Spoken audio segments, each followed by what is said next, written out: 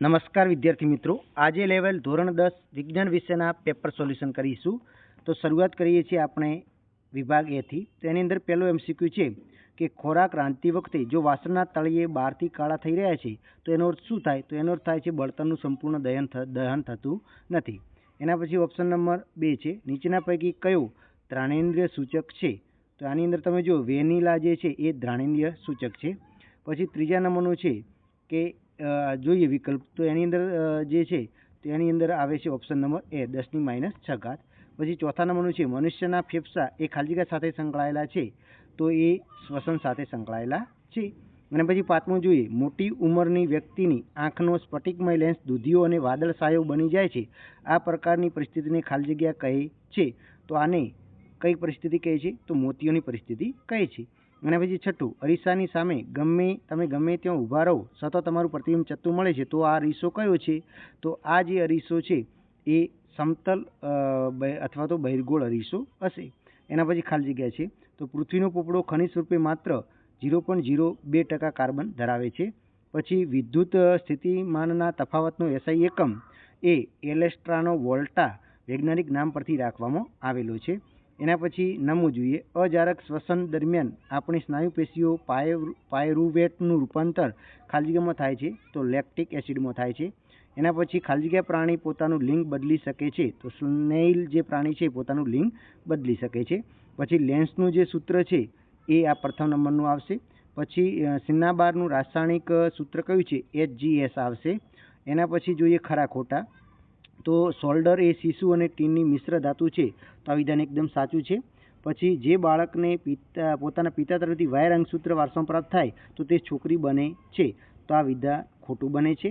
એના પછી તારાઓનું પ્રકાશનું વાતાવરણીય વક્રીભવન થતી, તો આ વિધાન કેવું છે? સાચું છે, તો કે 15મા નંબરનું સાચું છે. પછી જ્યારે એસિડના દ્રાવણો મંદ કરવામાં આવે ત્યારે હાઇડ્રોનિયમ આયનો H2O ની સાંદ્રતામાં વધારો થાય છે, તો આ વિધાન પણ કેવું છે? એકદમ સાચું છે. પછી જોઈએ 17મા નંબરનું, તો 17મા નંબરની અંદર આવશે માનવ શરીરમાં કયો અંતઃસ્રાવ બનવાથી આયોડિન થાય છે? તો એની અંદર જવાબ આવશે થાઇરોક્સિન. કયું આવશે? થાઇરોક્સિન. પછી જો લક્ષણ એ અલિંગ પ્રજનન વસ્તીમાં 10% સભ્યો જોવા મળે છે, તો લક્ષણ બી તેની વસ્તીમાં 60% સજીવ મળે છે, તો કયું લક્ષણ પહેલાં ઉત્પન્ન થયું છે? તો લક્ષણ બી પહેલાં ઉત્પન્ન થયું હશે. પછી પ્રિઝમ વડે શ્વેત પ્રકાશના વિભાજન દરમિયાન કયો રંગનો પ્રકાશ સૌથી ઓછો વળે છે? તો આની અંદર જાંબલી રંગ આવશે. એના પછી વ્યાખ્યા છે કે વિદ્યુત પ્રવાહની વ્યાખ્યા આપો.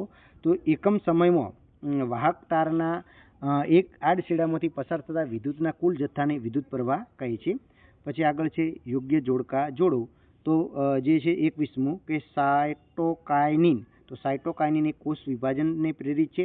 પછી જીબ્રેલિન જે છે તો એ પ્રકાંડની વૃદ્ધિનો મદદરૂપ થાય છે.